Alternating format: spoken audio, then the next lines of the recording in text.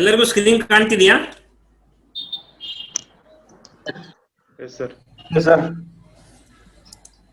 Okay, ನಮ್ದು speak up class ಯಾರು ಮೊದಲು ಬಾರ್ ಬಂದಿದ್ದೀರಾ ಅವ್ರಿಗೆ ಹೇಳಕ್ ಇಷ್ಟಪಡ್ತೇನೆ. speakup.class.com ಅಂತ ಪೋರ್ಟಲ್ ನಮ್ದು.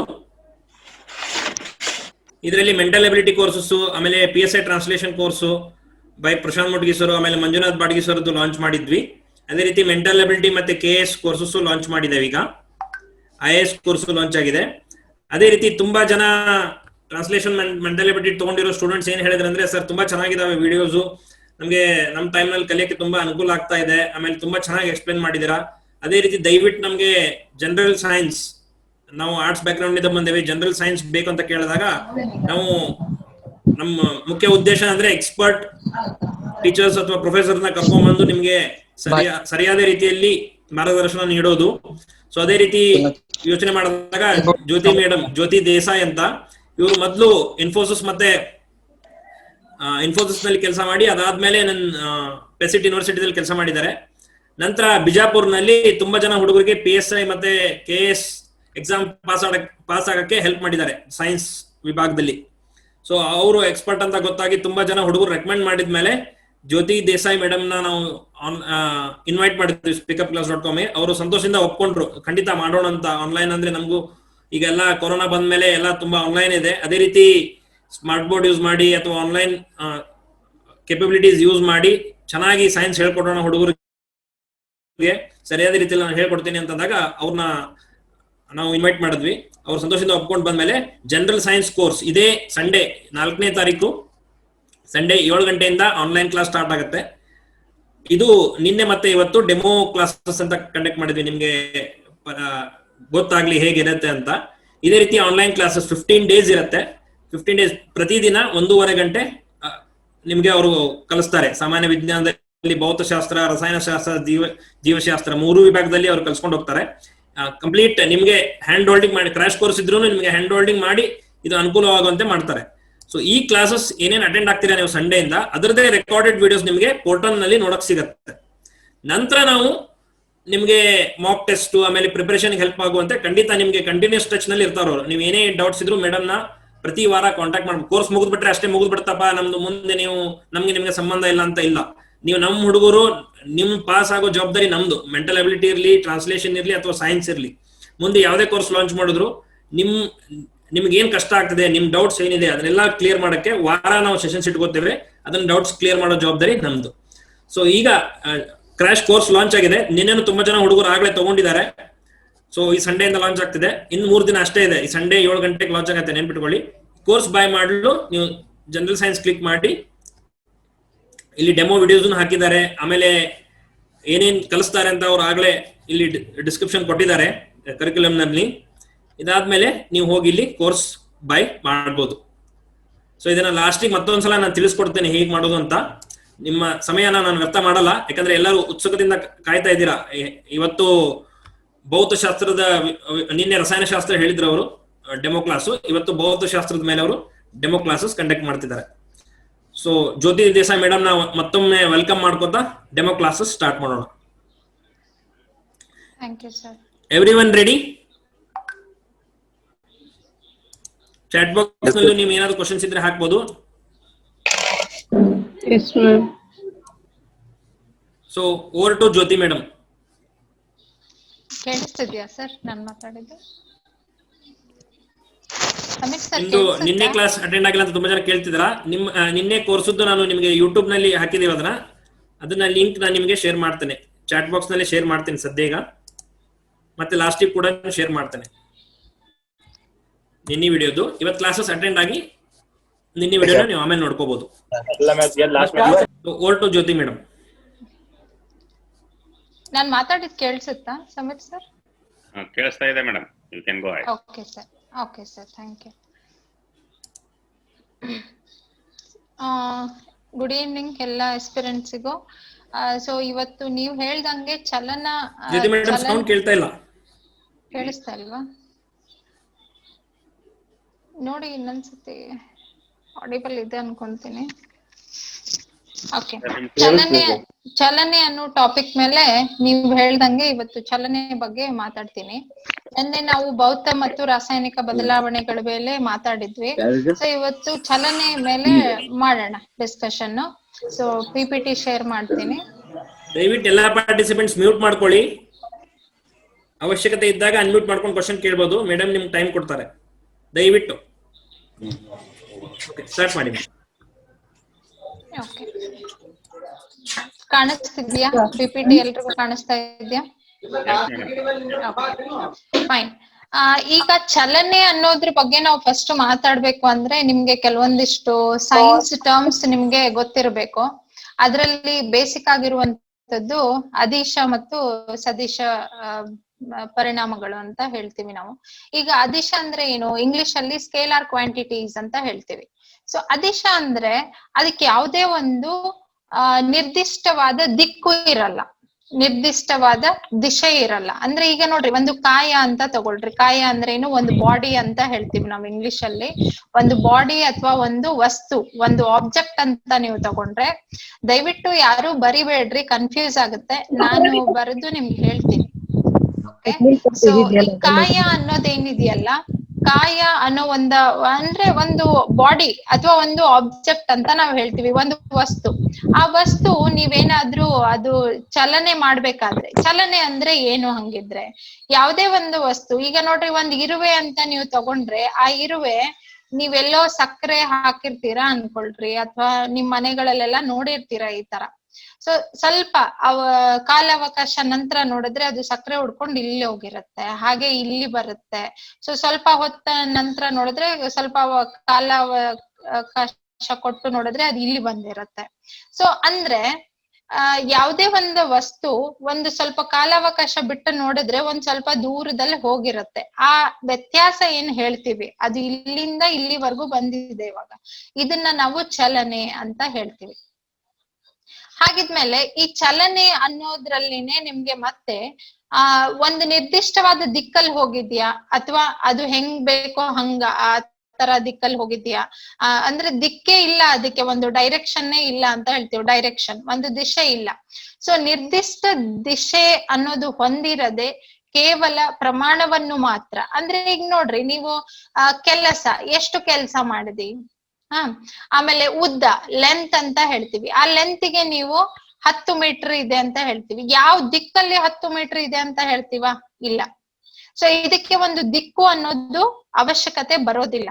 ಈಗ ಸಮಯ, ಎಷ್ಟು ಸಮಯ, ಸೇ 10 ಅವರ್ಸ್ ಅಂತ ಹೇಳ್ತೀವಿ, 10 ಗಂಟೆಗಳು ಅಥವಾ 10 ನಿಮಿಷಗಳು, ಈ ತರ ಹೇಳ್ತೀವಿ ನಾವು. ಅದ್ರದ್ದೊಂದು ಏಕಮಾನ ಇಟ್ಕೊಂಡು ಅದು ಎಷ್ಟು ಪ್ರಮಾಣ ಅಂತ ಮಾತ್ರ ನಾವು ಹೇಳ್ತೀವಿ. ಎಷ್ಟು ಪ್ರಮಾಣ ಇದು? 10. ಇದು 10 ಪ್ರಮಾಣ, 10 ಮೀಟರ್, ಈ ತರ ಹೇಳ್ತೀವಿ ನಾವು. ರಾಶಿ ಅಂದ್ರೆ 10 kg, 10 kg. ಅಂದ್ರೆ ಯಾವುದೇ ಒಂದು ದಿಕ್ಕನ್ನ ಯೋಚನೆ ಮಾಡದೆ, ಅದು ಅವಶ್ಯಕತೆ ಇಲ್ಲದೆ ಇರುವಂತ ಒಂದು ಪ್ರಮಾಣವನ್ನ ನಾವು ಅದಿಶ ಅಂತ ಹೇಳ್ತೀವಿ. ಇಂಗ್ಲಿಷ್ ಅಲ್ಲಿ ಅದಕ್ಕೆ ಸ್ಕೇಲಾರ್ ಕ್ವಾಂಟಿಟಿ ಅಂತ ಹೇಳ್ತೀವಿ. ಒಂದು ವೇಳೆ ಯಾವುದೇ ಒಂದು ಪ್ರಮಾಣಕ್ಕೆ ಅದಕ್ಕೆ ಒಂದು ನಿರ್ದಿಷ್ಟವಾದ ದಿಶೆ ಬೇಕು, ನಮ್ಗೆ ನಿರ್ದಿಷ್ಟವಾದ ದಿಕ್ಕು ಬೇಕು, ಅವಾಗ ಮಾತ್ರ ಅದನ್ನ ನಾವು ಅಳತೆ ಮಾಡ್ಲಿಕ್ಕೆ ಆಗುತ್ತೆ ಅಂತ ಅಂದ್ರೆ ಅದಕ್ಕೆ ನಾವೇನಂತ ಹೇಳ್ತೀವಿ? ಸದಿಶ ಅಂತ ಹೇಳ್ತೀವಿ. ಅದನ್ನ ವೆಕ್ಟರ್ ಕ್ವಾಂಟಿಟಿ ಅಂತ ಹೇಳ್ತೀವಿ. ಇದು ಬಹಳ ಬೇಸಿಕ್ ನಮ್ ಭೌತಶಾಸ್ತ್ರದಲ್ಲಿ.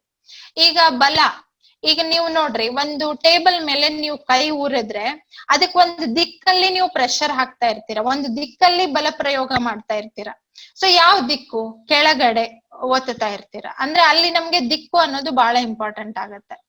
ಅದೇ ಈಗ ಸ್ಥಾನ ಪಲ್ಲಟ, ಸ್ಥಾನ ಪಲ್ಲಟ ಅಂದ್ರೆ ಈ ಒಂದು A ಇಂದ B ವರ್ಗೂ ಹೋಗ್ಬೇಕಂದ್ರೆ ನಾನು ಇದೇ ದಿಕ್ಕಲ್ಲೇ ಹೋಗ್ಬೇಕು, ಹೌದಾ?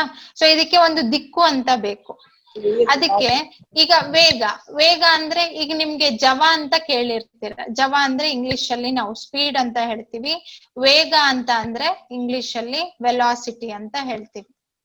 ಅದೇ ಈಗ ಜವ ಅನ್ನೋದು ಏನಾಗುತ್ತೆ, ಇಲ್ಲಿ ಬರ್ದಿದ್ದೀನಿ ನೋಡ್ರಿ ಉದಾಹರಣೆ, ಅದಿಶದಲ್ಲಿ ಬರುತ್ತೆ. ಈಗ ಸ್ಪೀಡ್ ಅನ್ನೋದಕ್ಕೆ ಯಾವುದೇ ಒಂದು ದಿಕ್ಕು ನೋಡೋದಿಲ್ಲ ನಾವು.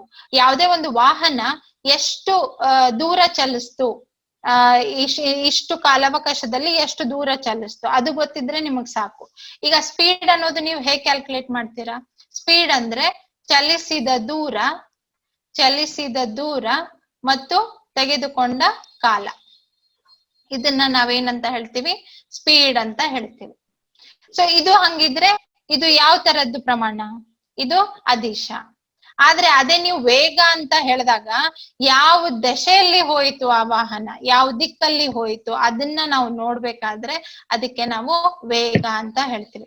ಬಟ್ ನಾವು ನಾರ್ಮಲ್ ಆಗಿ ನಮ್ಮ ದಿನಚರಿ ಒಳಗ್ ನಾವು ಮಾತಾಡ್ಬೇಕಾದ್ರೆ ಜವ ಮತ್ತು ವೇಗ ಅನ್ನೋದು ತುಂಬಾ ಸಲೀಸಾಗಿ ಯೂಸ್ ಮಾಡ್ಬಿಡ್ತೀವಿ. ಆದ್ರೆ ಅದು ಜವಕ್ಕೂ ಮತ್ತು ವೇಗಕ್ಕೆ ಇರುವಂತ ಡಿಫ್ರೆನ್ಸ್ ಇದು.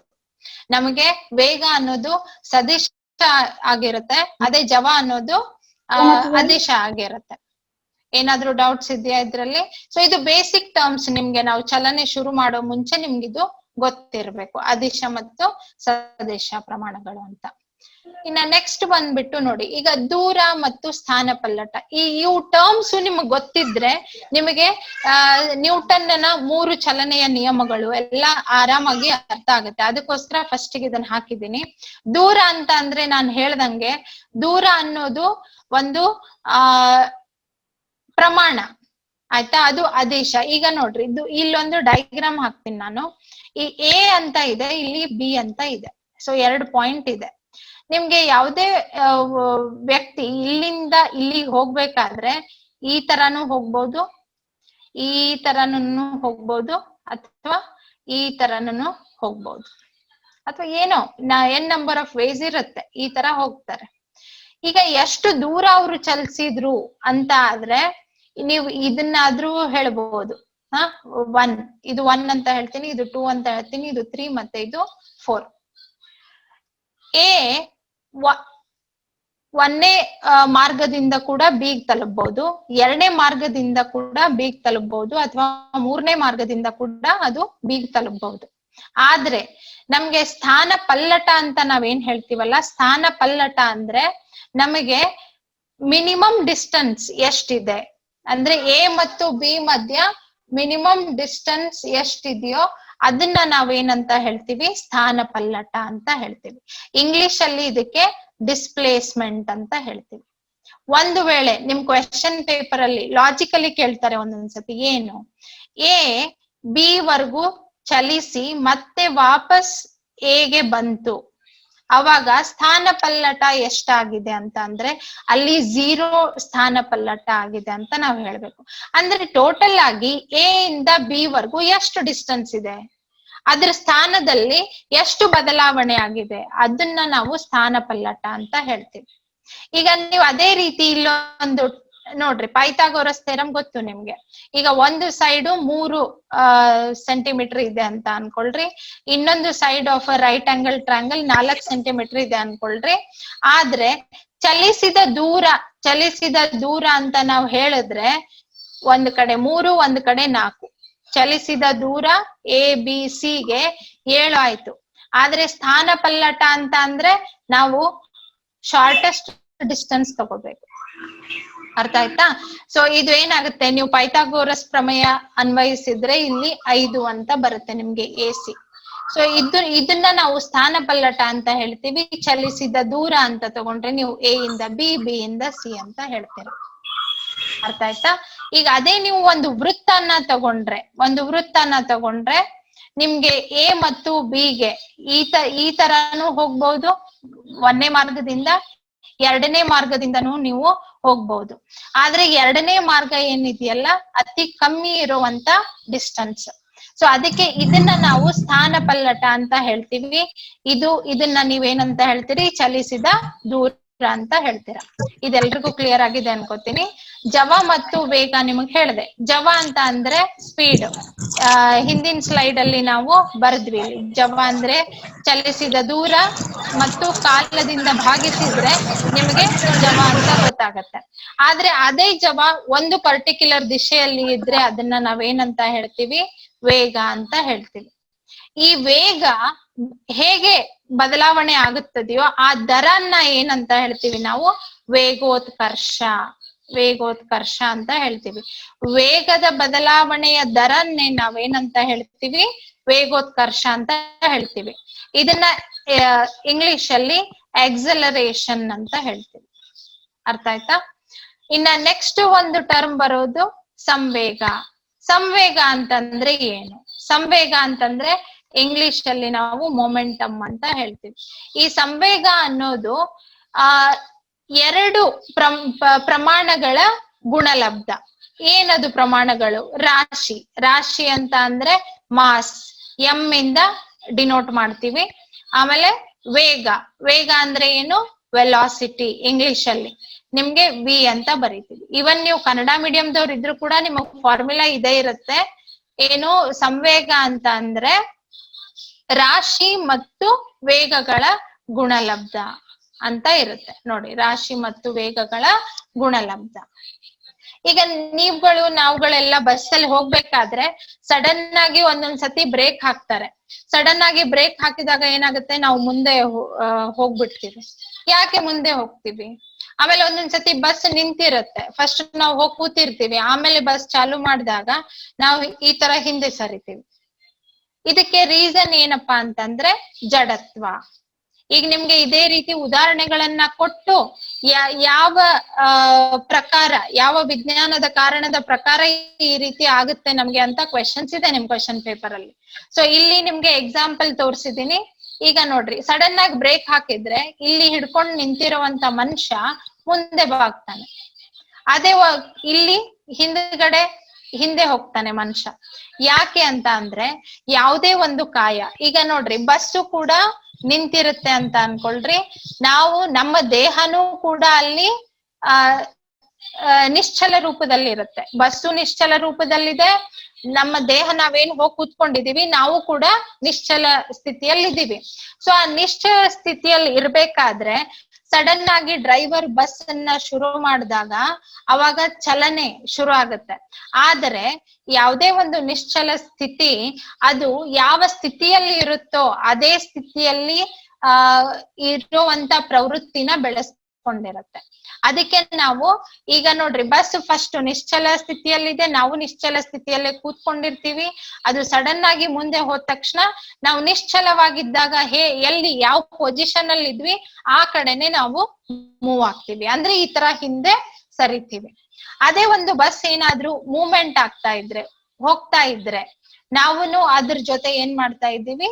ನಾವು ಅದ್ರ ಜೊತೆ ಚಲಿಸ್ತಾ ಇದ್ದೀವಿ.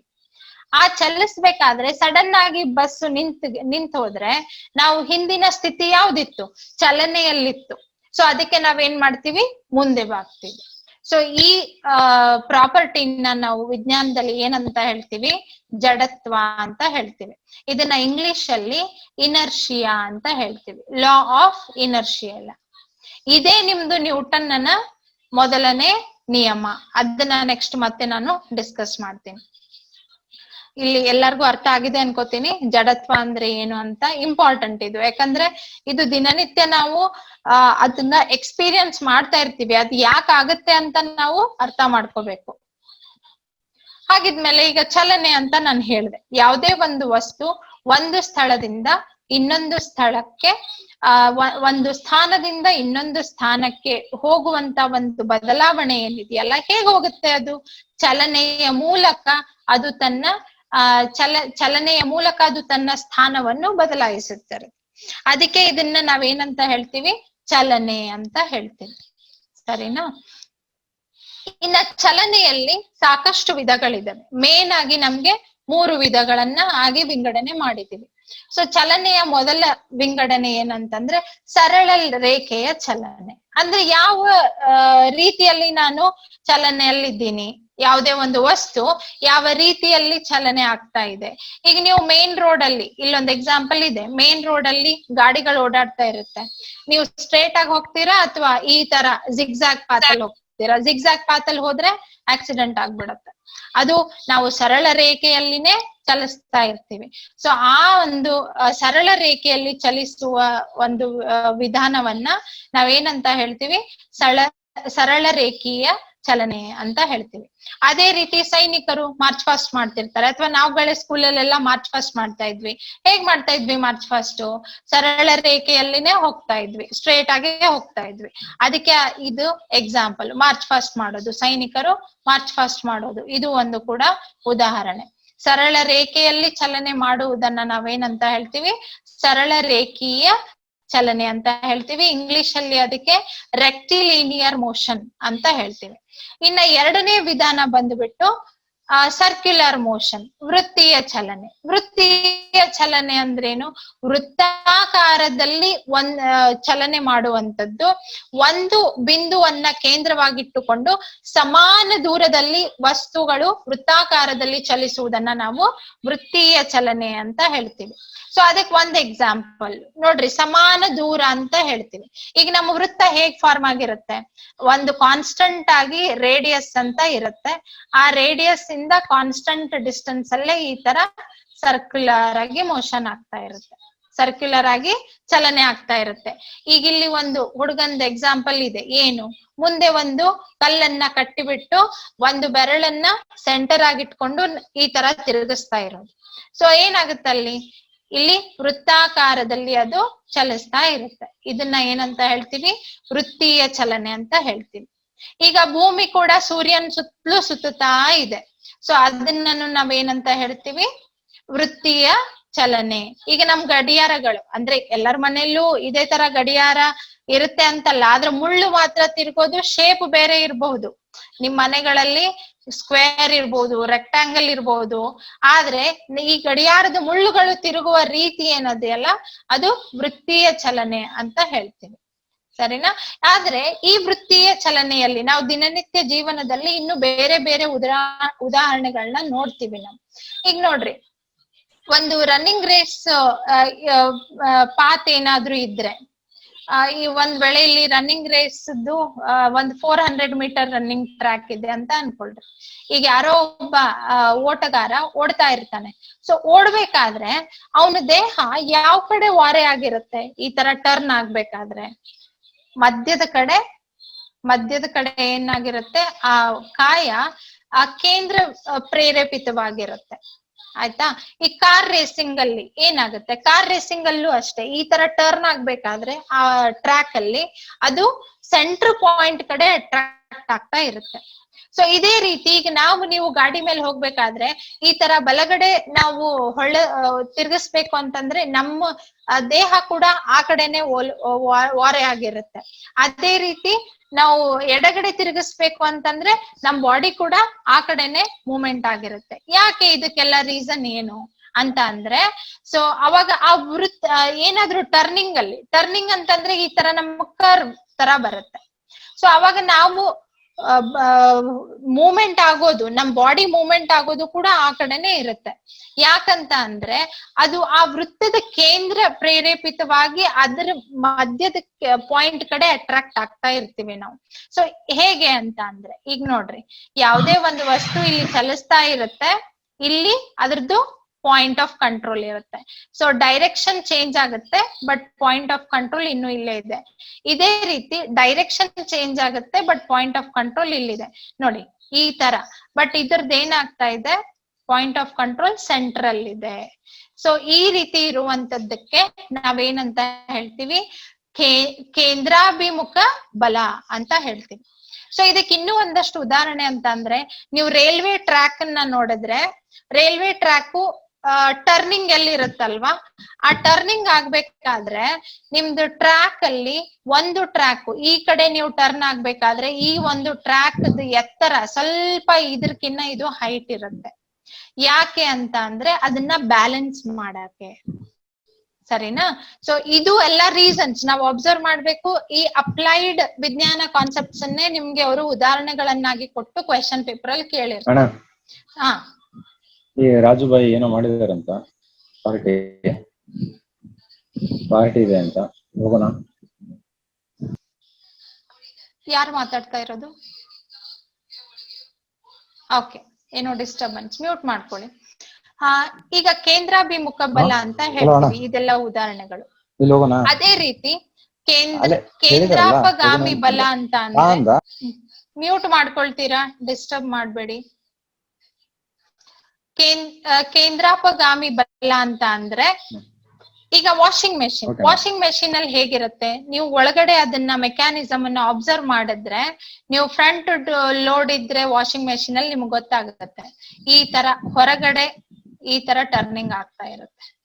ಅಂದ್ರೆ ನಮ್ಗೆ ಯಾವುದೇ ವೃತ್ತಿಯ ಪಥದಲ್ಲಿ ಆ ಚಲಿಸ್ತಿರ್ಬೇಕಾದ್ರೆ ಹೊರಮುಖವಾಗಿ ಪ್ರಯೋಗವಾಗ್ತಾ ಇರುತ್ತೆ ಬಲ.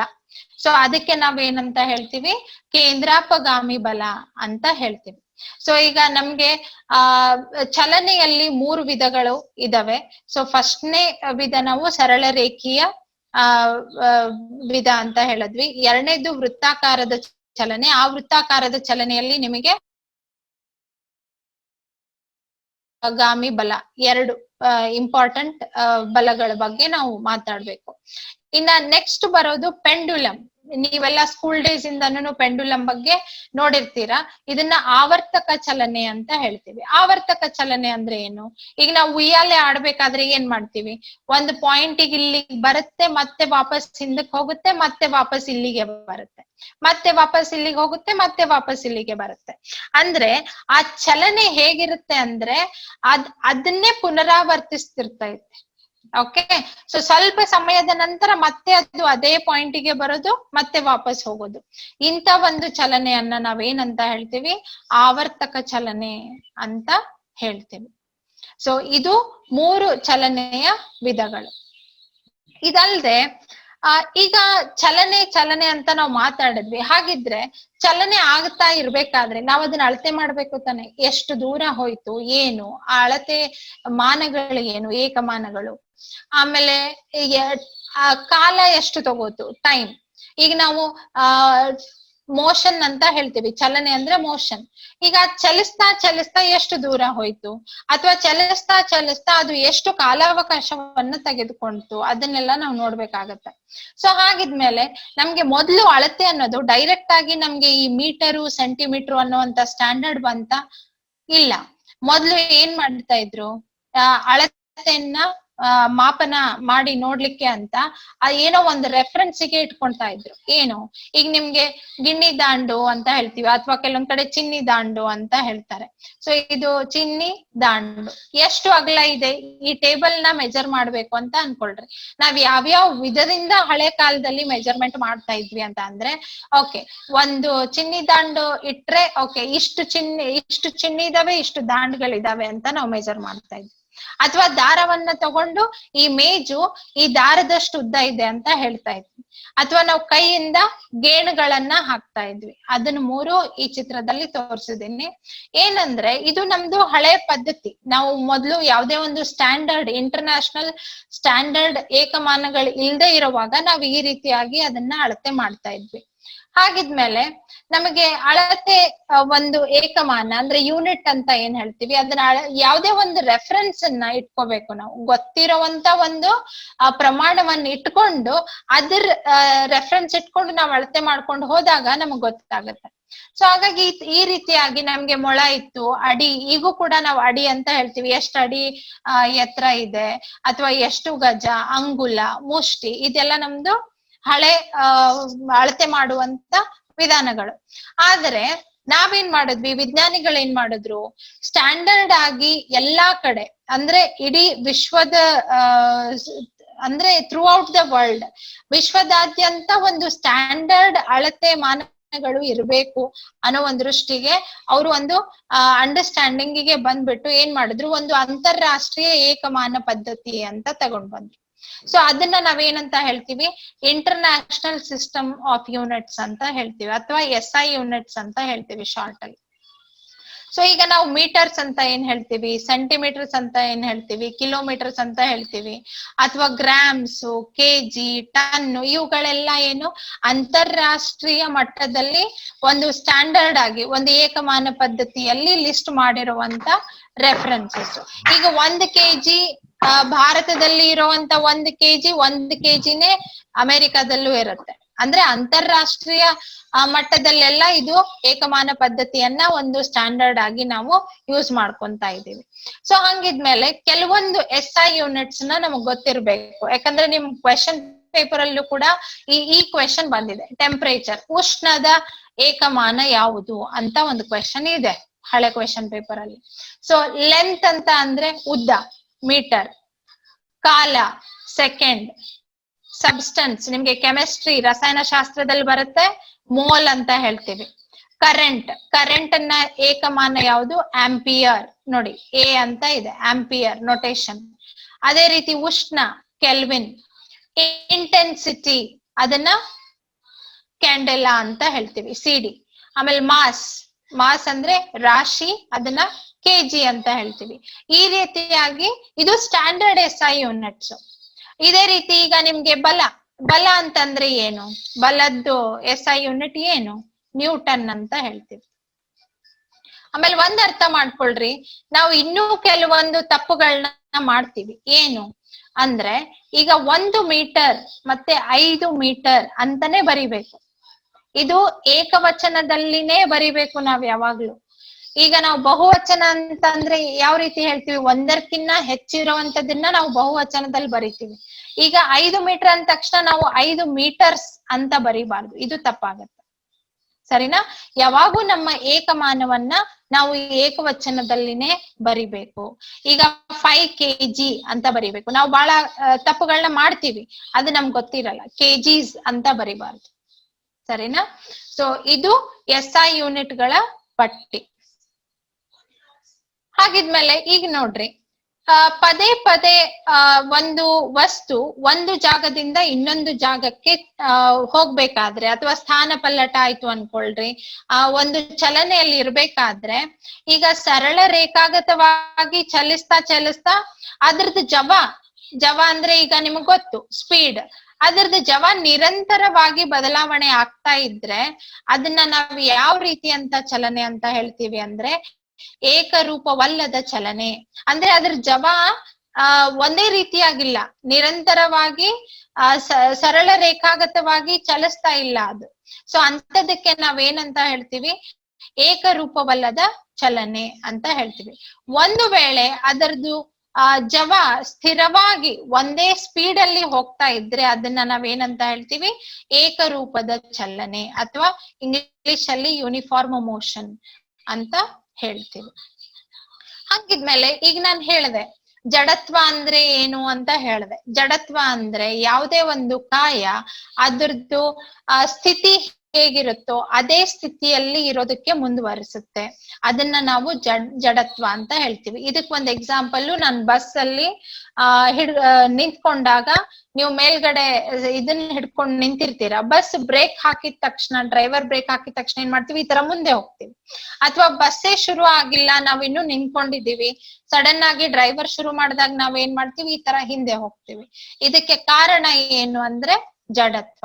ಅದಕ್ಕೆ ನಾವು ಇಂಗ್ಲಿಷ್ ಅಲ್ಲಿ ಇನರ್ಷಿಯಾ ಅಂತ ಹೇಳ್ತೀವಿ, ಅದನ್ನ ಲಾ ಆಫ್ ಇನರ್ಷಿಯಾ ಅಂತ ಕೂಡ ನಾವು ಹೇಳ್ತೀವಿ. ಸರಿನಾ? ಈಗ ನ್ಯೂಟನ್ ನ ಚಲನೆಯ 3 ನಿಯಮಗಳಲ್ಲಿ ಒಂದನೇ ನಿಯಮ ಏನ್ ಮಾಡುತ್ತೆ? ಜಡತ್ವದ ಬಗ್ಗೆ ಹೇಳುತ್ತೆ. ಎರಡನೇ ನಿಯಮ ಏನ್ ಮಾಡುತ್ತೆ? ಸಂವೇಗದ ಬಗ್ಗೆ ಹೇಳುತ್ತೆ. ಸಂವೇಗ ಅಂದ್ರೆ ಏನು? ಸಂವೇಗ ಅಂದ್ರೆ ನಾವು ಇಂಗ್ಲಿಷ್ ಅಲ್ಲಿ ಮೊಮೆಂಟಮ್ ಅಂತ ಹೇಳ್ತೀವಿ. ಅಂದ್ರೆ ಯಾವುದೇ ಒಂದು ಕಾಯ, ಯಾವುದೇ ಒಂದು ವಸ್ತು, ಅದು ಬಲಪ್ರಯೋಗವಿಲ್ಲದೆ ಅದು ತನ್ನ ಸ್ಥಿತಿಯಲ್ಲೇ ಇರುತ್ತೆ. ಬಲಪ್ರಯೋಗ ಮಾಡಿದಾಗ ಮಾತ್ರ ಅದು ತನ್ನ ವೇಗದಲ್ಲಿ ಬದಲಾವಣೆ ಹೊಂದುತ್ತೆ ಅನ್ನುವಂತ ಸ್ಟೇಟ್ಮೆಂಟ್ ಅನ್ನ ನಾವು ಡಿಟೇಲ್ ಆಗಿ ನೋಡೋಣ. ಮೂರನೇ ನಿಯಮ ನಮಗ್ ಹೇಳೋದೇನಂದ್ರೆ ಕ್ರಿಯೆ ಮತ್ತು ಪ್ರತಿಕ್ರಿಯೆಗಳ ಬಗ್ಗೆ ಹೇಳುತ್ತೆ. ಹಂಗಿದ್ಮೇಲೆ ಈಗ ನ್ಯೂಟನ್ ನನ್ನ ಚಲನೆಯ ನಿಯಮಗಳು ಅಂತ ಹೇಳ್ತೇವೆ. ಸೊ ನಾವ್ ಯಾವ ರೀತಿ ಓದ್ಬೇಕು ಅಂದ್ರೆ, ಈಗ ನ್ಯೂಟನ್ ಬಗ್ಗೆನು 1-2-3 ಪಾಯಿಂಟ್ ನಾವ್ ಅರ್ಥ ಮಾಡ್ಕೋಬೇಕು. ಯಾಕಂದ್ರೆ ನ್ಯೂಟನ್ ಅಂದ್ರೆ ಯಾರು, ಸೊ ಎಲ್ಲಿ ಅವ್ರು ಯಾವಾಗ ಎಲ್ಲಿ ಜನಿಸಿದ್ದು, ಇದನ್ನೆಲ್ಲ ನಾವು ಗುರುತು ಮಾಡ್ಕೋಬೇಕು. ನ್ಯೂಟನ್ ಅನ್ನುವಂತ ವಿಜ್ಞಾನಿ ಡಿಸೆಂಬರ್ 25, 1642 ಜನಿಸಿರ್ತಾರೆ ಇಂಗ್ಲೆಂಡ್ ನಲ್ಲಿ. ಇವರು ಬೈನಾಮಿಯಲ್ ಅಂದ್ರೆ ಬೀಜಗಣಿತದಲ್ಲಿ ಅಂದ್ರೆ ಇವ್ರದ್ದು ವಿಜ್ಞಾನಕ್ಕೆ ಅಥವಾ ನಮ್ಮ ಗಣಿತ ಜ್ಞಾನಕ್ಕೆ ಏನೇನು ಇವ್ರದ್ದು ಕೊಡುಗೆ ಇದೆ ಅಂತ ನಾವು ಅರ್ಥ ಮಾಡ್ಕೋಬೇಕು. ಬೀಜಗಣಿತದಲ್ಲಿ ಬೈನಾಮಿಯಲ್ ಪ್ರಮೇಯ ಅಂತ ಬರುತ್ತೆ. ಬೈನಾಮಿಯಲ್ ಥೇರಮ್ ಅನ್ನೋದು ಒಂದು ಇಂಪಾರ್ಟೆಂಟ್ ಇದೆ ಆಲ್ಜಿಬ್ರಾನಲ್ಲಿ. ಸೊ ಇದನ್ನ ಹೇಳಿಕೊಟ್ಟವರೇ ನ್ಯೂಟನ್. ಸೊ ಇವ್ರದ್ದು ಒಂದು ಪ್ರಮುಖ ಗ್ರಂಥ ಇದೆ. ಇವ್ರದೊಂದು ಪ್ರಮುಖ ಗ್ರಂಥ ಬಂದ್ಬಿಟ್ಟು ಪ್ರಿನ್ಸಿಪಿಯಾ ಮ್ಯಾಥಮೆಟಿಕಾ ಅಂತ. ಪ್ರಿನ್ಸಿಪಿಯಾ ಪ್ರಿನ್ಸಿಪಿಯಾ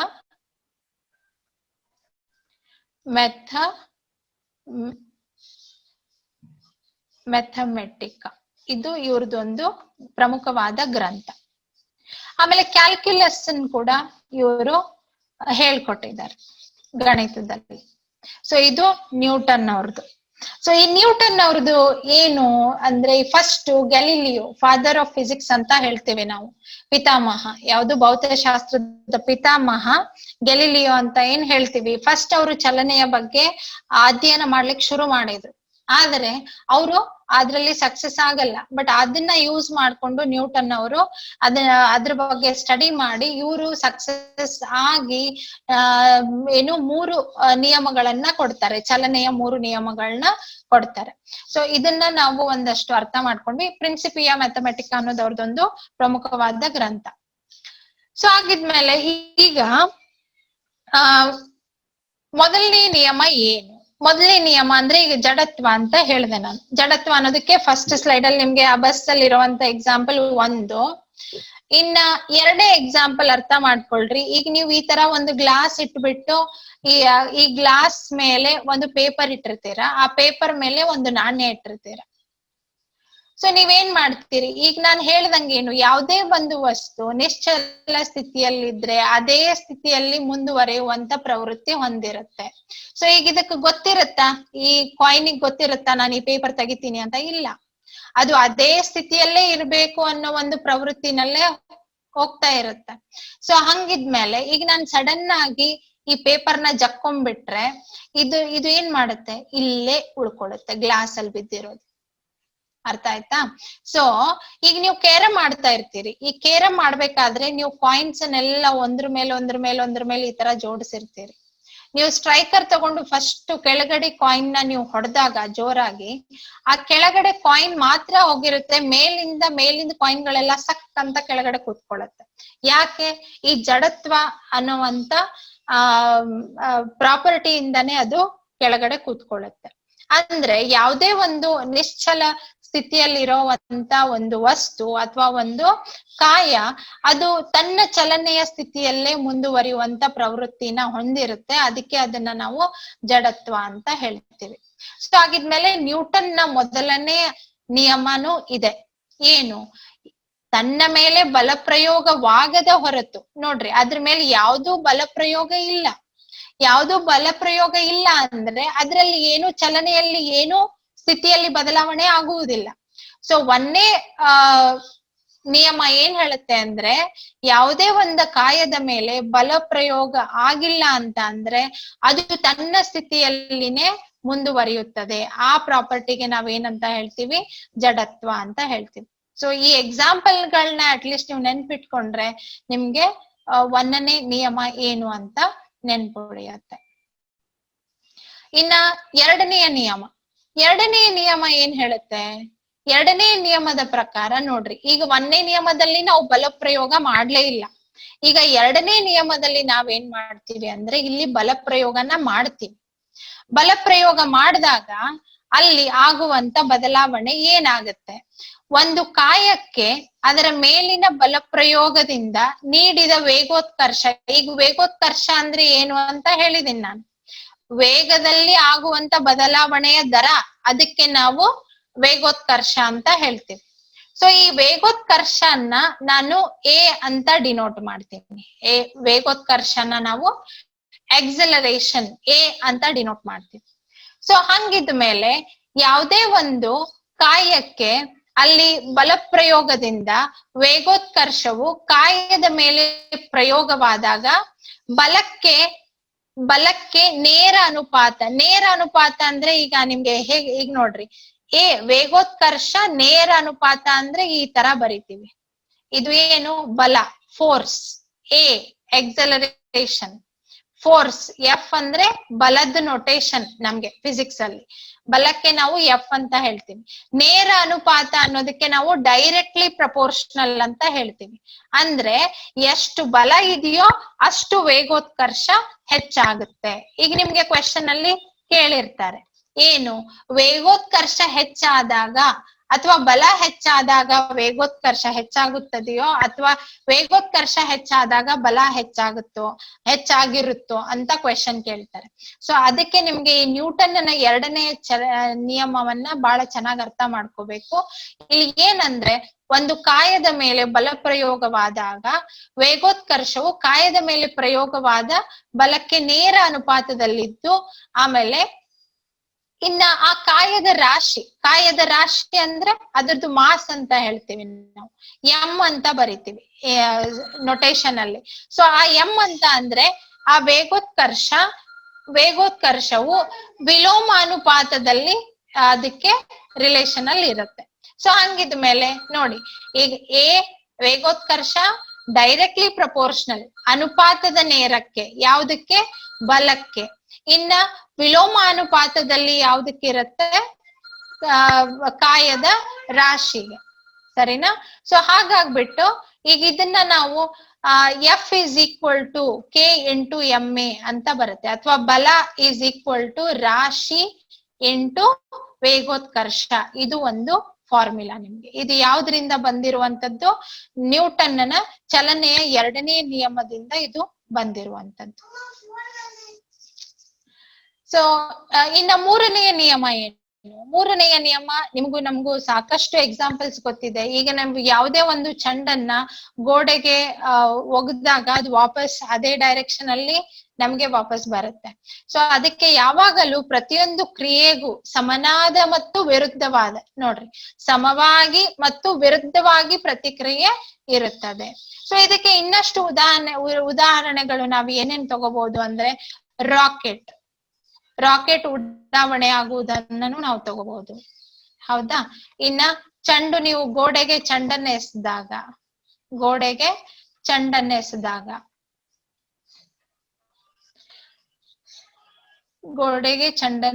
ಎಸೆಯುವುದಾಗನು ಇದನ್ನ ನೋಡ್ತೀವಿ. ಇನ್ನ ಬೇರೆ ಬೇರೆ ಯಾವ ಉದಾಹರಣೆಗಳನ್ನ ನೀವು ಹೇಳ್ಬೋದು ಇದ್ರಲ್ಲಿ ಅಂತ ಅಂದ್ರೆ, ಈಗ ಬೋಟ್ ಅಲ್ಲಿ ಹೋಗ್ತಾ ಇರ್ತೀರಾ, ದೋಣಿಯಲ್ಲಿ ಹೋಗ್ಬೇಕಾದ್ರೆ ನೀವೇನ್ ಮಾಡ್ತೀರಾ? ಈಗ ನಿಮ್ಗೆ ನೀರ್ ಈ ತರ ಬರ್ತಾ ಇದೆ ಅನ್ಕೊಳ್ರಿ, ನಿಮ್ದು ದೋಣಿ ಇಲ್ಲಿ ಇದೆ. ಸೊ ನೀವು ನೀರ್ ಈ ಡೈರೆಕ್ಷನ್ ಅಲ್ಲಿ ಬರ್ತಾ ಇದೆ, ನಿಮ್ಗೆ ಹಾಕ್ಬೇಕಾದ್ರೆ ನೀವು ಯಾವ ಡೈರೆಕ್ಷನ್ ಅಲ್ಲಿ ಹಾಕ್ತೀರಾ? ನೀವ್ ಈ ಕಡೆ ಹೋಗ್ಬೇಕು ಅಂತಂದ್ರೆ ನೀವ್ ಯಾವ ಡೈರೆಕ್ಷನ್ ಅಲ್ಲಿ ಹಾಕ್ಬೇಕು? ನಾವು ಈ ರೀತಿ ಅಪೋಸಿಟ್ ಡೈರೆಕ್ಷನ್ ಅಲ್ಲಿ ನಾವು ಅದನ್ನ ನೀರ್ನ ತಳ್ತಾ ಹೋಗ್ಬೇಕು. ಸೊ ಅದು ಕೂಡ ನಮ್ಗೆ ನ್ಯೂಟನ್ನ ಚಲನೆಯ ಮೂರನೇ ನಿಯಮವನ್ನ ಹೇಳ್ಕೊಡುತ್ತೆ. ಇನ್ನ ಅದನ್ನ ಬಿಟ್ಟು ಈಗ ನೋಡ್ರಿ, ಯಾವ್ದು ಒಂದು ಬಂದೂಕಿನಿಂದ ನೀವು ಗುಂಡು ಹಾರಿಸ್ತೀರಿ.